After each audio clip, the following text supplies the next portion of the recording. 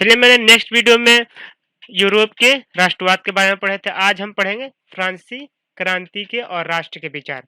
और हमारे साथ जुड़े हैं सलमान जुनैद। तो यानी इसमें कह रहा है कि राष्ट्रवाद की जो पहली स्पष्ट अभिव्यक्ति था वो कब हुआ था? तो 1789 में फ्रांसीसी क्रांति के साथ हुआ था। आपको याद होगा 1789 में फ्रांस एक ऐसा राज्य था जिसका संपूर्ण भूभाग पर एक निरंकुश राजा अधिपत्य था। फ्रांसीसी क्रांति से जो राजनीतिक और सैद्धांतिक बदलाव हुए उनसे प्रभुसत्ता राजतंत्र निकालकर फ्रांसीसी नागरिकों को समूह में हस्तांतरित हो गई। क्रांति की घोषणा की अब लोगों में द्वारा राष्ट्र का गठन हुआ था। उस समय फ्रांस क्या हुआ? क्रांतिकारी रूप में बहुत ज्यादा उभर का है। उस समय क्या हुआ? राष्ट्र का गठन हुआ और वही इसका नियत तय करेंगे। और वहां के क्या फ्रांसीसी जो क्रांति थे नागरिक थे, अब वही उनके पास हाथ में था, वो अब अपनी तय करेंगे। उस समय बहुत बड़ी उभर के आई थी।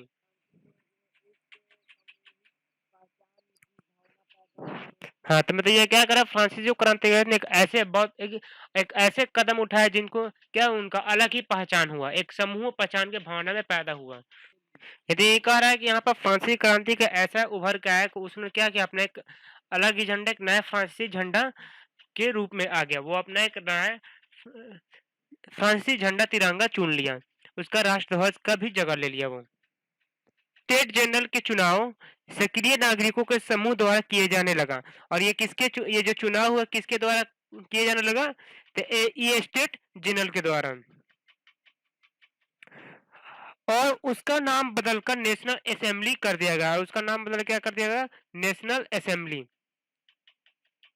कर दिया गया। नई स्तुतियां रची गई। तो ये स्टेट जनरल का चुनाव सक्रिय नागरिकों के समूह द्वारा किए जाने लगा और उसका नाम बदलकर क्या रखा गया? नेशनल असेंबली कर दिया गया। नई स्तुतियां रची गई, सप्ते ली गई, शहीदों का गुणगान हुआ और ये सब राष्ट्र के नाम पर हुआ। और ये सब किसका? राष्ट्र के नाम पर हुआ। ये केंद्रीय प्रशासनिक व्यवस्था लागू की गई जिसने अपने भूभाग में रहने वाले सभी नागरिकों को लिए समान कानून बनाए। अतिरिक्त आयात निर्यात शुल्क समाप्त कर दी गया और बाहर तथा नापने के एक समान व्यवस्था लागू की गई। क्षेत्रीय बोलियों पर हस्तों किया गया और पेरिस फ्रांस जैसे बोली पर लिखी जाती थी वही एक राष्ट्रीय साझा भाषा बन गया। इसे बोला गया कि जो फ्रांस था उसमें बहुत ही 1789 में बहुत एक क्रांति फ्रांसीसी क्रांति थे, वहाँ बहुत ही एक सामाजिक समूह यानी अलग पहचान से उतरे। उन्होंने अपना एक राष्ट्र बनाने का निर्णय लिया और वो बनाए भी। और उसने अपना एक क्या किया? ये स्टेट जो जनरल चुनाव था सक्रिय नागरिकों समूह द्वारा किया जाने लगा। ये क्या हो किसके द्वारा? तो जनता के द्वारा, नागरिकों, वहां का जो फ्रांस का जनता था उनके द्वारा ये किए जाने लगा। उनका जो नाम बदल के क्या रख दिया गया? ये स्टेट जनरल जो था उसका नाम बदल के नेशनल असेंबली कर दिया गया था। उसमें शब्द भी ली गई थी, नई नई बातें और भी रची गई थी। जो शहीद हुए थे उनका गुणगान भी हुआ। ये सब किसका? राष्ट्र के नाम पर हुआ। और उसमें क्या हुआ? पेरिस और फ्रेंच जैसी बोली को भी लिखी जाती थी। वो एक राष्ट्र का साझा भाषा भी बन गया था।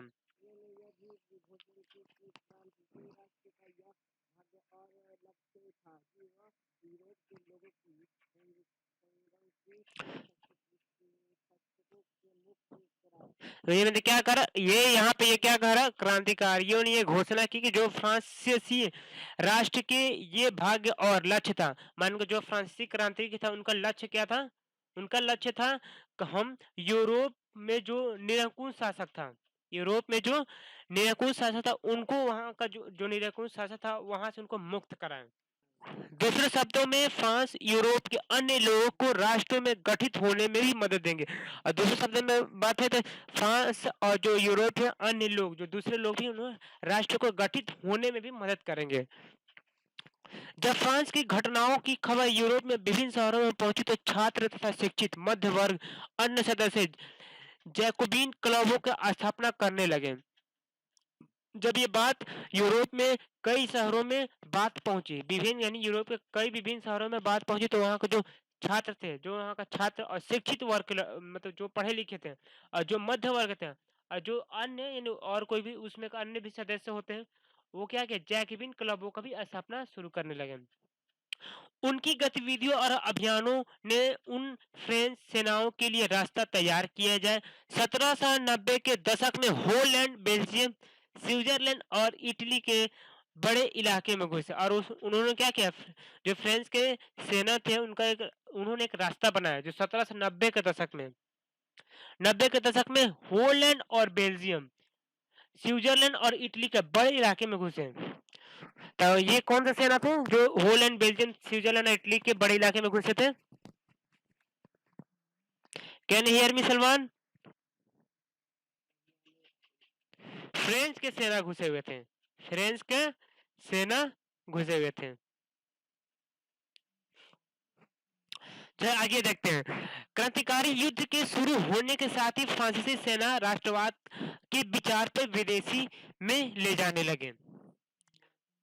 अप्रत्यय नेपोलियन के नियंत्रण में जो विशाल क्षेत्र आया, वहां उसने ऐसे अनेक सुधारों की शुरुआत की जिन्हें फ्रांस में पहले ही आरंभ किया जा चुका था। फ्रांस के राजतंत्र वापस लाकर नेपोलियन निसंदेह वहां प्रजातंत्र को नष्ट किया था, मगर प्रशासनिक क्षेत्र में उसने क्रांतिकारियों सिद्धांतों को समावेश किया था ताकि पूरी व्यवस्था अधिक तर्कसंगत और कुशल बन सके। 1804 में नागरिक साहित्य, जिसे आमतौर पर नेपोलियन साहित्य के नाम से जाना जाता है, 1804 में नागरिक साहित्य जिसे आमतौर पर क्या नेपोलियन साहित्य को नाम से जाना था, तो नेपोलियन साहित्य कि कब जाना गया था? 1804 में। नागरिक साहित्य के आमतौर पर क्या उनको नेपोलियन साहित्य ही जाना जाता था।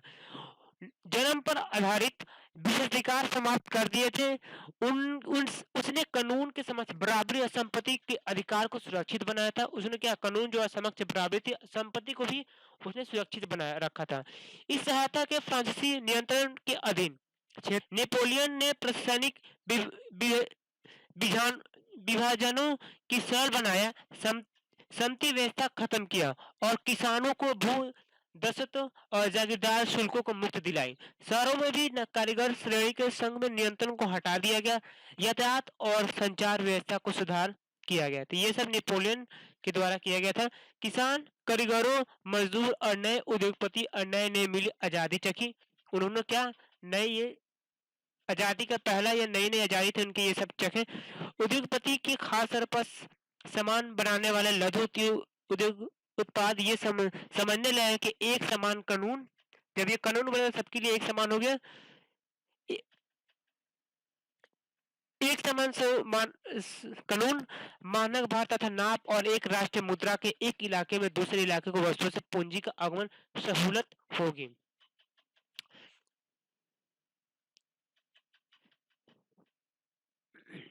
ये रहा रूसी साम्राज्य, पोलैंड ये रहा, डेनमार्क और आयरलैंड, फ्रांस ये रहा आपका। फ्रांस के बारे में हम लोग चर्चा कर रहे हैं।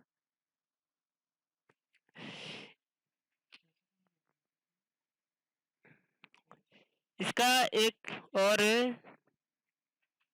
ये मिस्र रहा, मेसोपोटामिया, यह रहा जिसका हम बात कर रहे हैं स्वीडन, ये नॉर्वे की बात कर रहे हैं।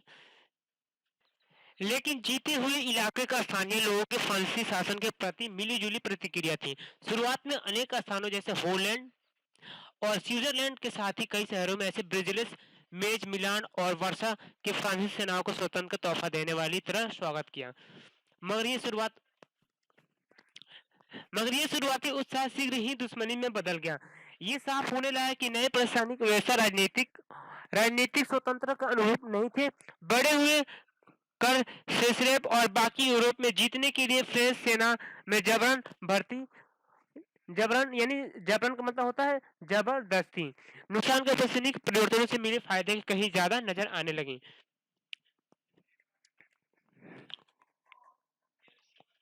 पहले पढ़ने से पहले हम कुछ महत्वपूर्ण तिथि पढ़ते हैं।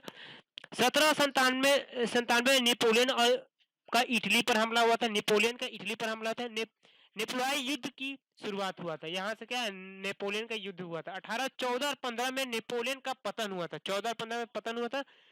वियन्ना शांति संधि भी हुआ था। 1821 से यूनानी स्वतंत्रता के लिए संघर्ष प्रारंभ हुआ। 1848 में रूसी में क्रांतिकारी आर्थिक परेशानी ग्रस्त कारीगरों, अधिक मजदूरों, किसानों, भगवान अब मध्य वर्ग की ये था। पढ़ लीजिएगा बाकी। इटली का ही कारण, जर्मनी का ही कारण। मैं ये पढ़ाता हूँ, अगर आप मध्य 8वीं सदी 8वीं 18वीं सदी की यूरोप में नक्शे को देखें तो उसमें वैसे राष्ट्र राज्य का नहीं मिलेगा जैसे कि आज है, जिन्हें आज हम जर्मनी, इटली और स्विट्जरलैंड के रूप में जानते हैं। ये तब राजशाही डचों और कैटिनों के बटे हुए थे, जिनका शासकों को सावित क्षेत्र पूर्वी और मध्य यूरोप में निरंकुश राजतंत्रों के अधीन थे और इन इलाकों की तरह तरह के लोग रहते थे। वो अपने आप को एक समूह पहचान की किसी समान संस्कृति के भागीदार नहीं मानते थे। अक्सर लोग अलग अलग भाषाएं बोलते थे और विभिन्न जातीय समूह के सदस्य थे। उदाहरण के तौर पर ऑस्ट्रिया हंगरी शासन करने वाला हैब्सबर्ग साम्राज्य कई अलग अलग क्षेत्रों के जनसमूह को जोड़कर बना था। इसे एल्प्स और टिरोल ऑस्ट्रिया के स्विट्जरलैंड जैसे इलाकों के साथ बोहेमिया भी शामिल थी। जहाँ कुलीन वर्ग का मतलब क्या हुआ यहाँ पर बताइए तो सलमान, क्या नहीं यार भी सलमान? नहीं, आप कुलीन वर्ग के बारे में मुझे खोज कर बताएंगे। जर्मन भाषा बोलने वाली ज्यादा थे। हैब्सबर्ग साम्राज्य लंबार्डिया और विनेशिया जैसे इतालवी भाषा प्रांत में शामिल थे। हंगरी के आधे लोग मैमार भाषा बोलते थे। हंगरी के क्या थे? आधे लोग मैमारी भाषा बोलते थे, जबकि बाकी लोग विभिन्न बोली भी इस्तेमाल करते थे। गलिशिया में कुलीन वर्ग पोलिश भाषा बोलते थे। इन प्रभावशाली समूहों का अलावा हैब्सबर्ग साम्राज्य के सीमा रेखाओं के भीतर भारी संख्या की खेती करने के वाले लोग अधीन व्यवस्था में रहते थे। जैसे उत्तर में बोहेमियन और स्लोविक कार्निओला और स्कोलस, दक्षिण के क्रोएटिया तथा पूर्व की तरफ ट्रिस्लोनिया रहने वाले रामन लोग। ऐसे फर्क राजस्थानी एकता को आसानी बढ़ावा देने वाला था। इस तरह समूहों का आपस में बांटने वाले केवल सम्राट प्रांत थी, सबकी निष्ठा थी। अब ये रहा आपका सवाल कि राष्ट्रवाद के राष्ट्र राज्य के विचार कैसे उभरा।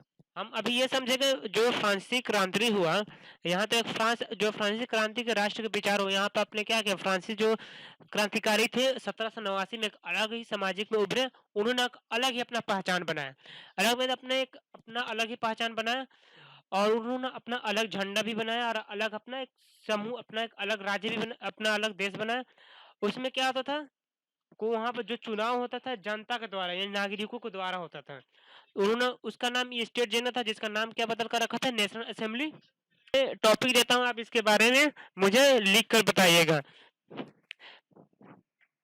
पहला पूछा था कुलीन वर्ग के बारे में। कुलीन वर्ग के बारे में भी मैंने पूछा था, तो इसका मैं थोड़ा सा आपको बताता हूँ। ये एक जमीन के मालिक है। यहाँ क्या कुलीन वर्ग क्या था, एक जमीन को जो मालिक होता है वो यूरोप और महाद्वीप के सबसे शक्तिशाली वर्ग थे। यानी जो यूरोप की बात करें तो यूरोप के लोग क्या थे, यहाँ के लोग, वो यूरोप में जो लोग थे वहाँ का कुलीन वर्ग सबसे शक्तिशाली होते थे। और दूसरा हम पूछेंगे आपके बारे कि आप मुझे जनमन संग्रह के बारे में बताएंगे। जनमन संग्रह के बारे में ये आप दो मुझे अगले वीडियो में बताइएगा। चलिए धन्यवाद, हम यही पर एंड करते हैं। आपने ज्वाइन किया इसके लिए बहुत बहुत धन्यवाद। अगर आपको वीडियो पसंद आया तो लाइक कीजिए, शेयर कीजिए and don't forget to subscribe it.